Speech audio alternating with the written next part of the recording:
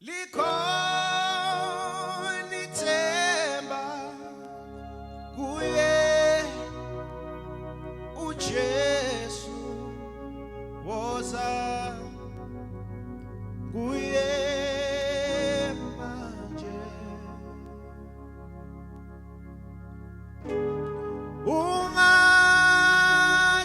ungathembiye abantu balomhlaba bheka